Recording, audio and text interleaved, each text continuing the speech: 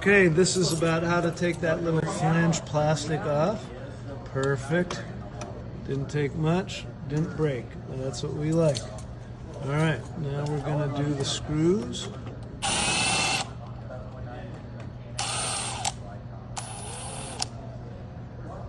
All right. Put it right in the vent, right? Yeah. Very top, so it drops down into the fan. Yeah. Perfect. All right. So now this comes off with 4 more screws.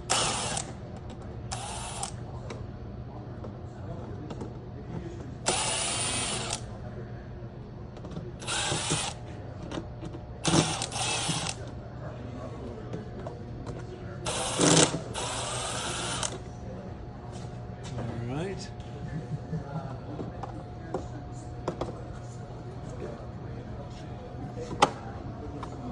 Okay, so that reveals the EcoPort socket. There's 2 more screws to do on this one. Look at that. Drop them all down in here.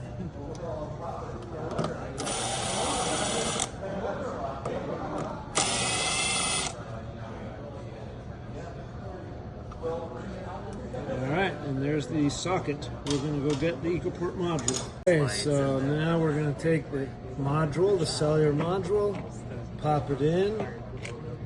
You can see that the power was on. If you're at all nervous, feel free to turn the power off at the breaker.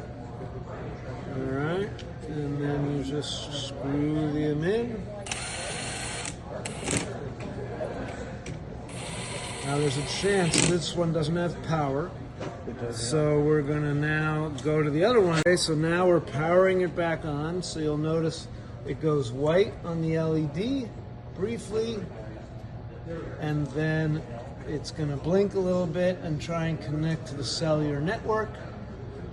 And once it goes blue, that means it's connected to the cellular network, and you're done. The minute you see blue, you're done.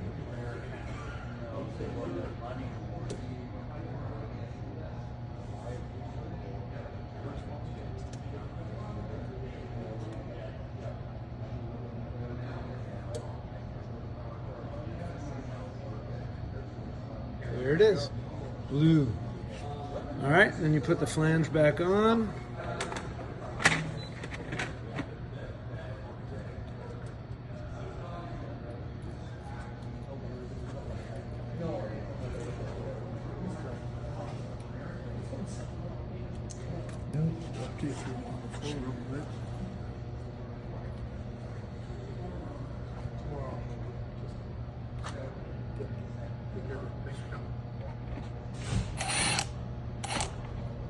Okay, little piece of plastic to make it look beautiful.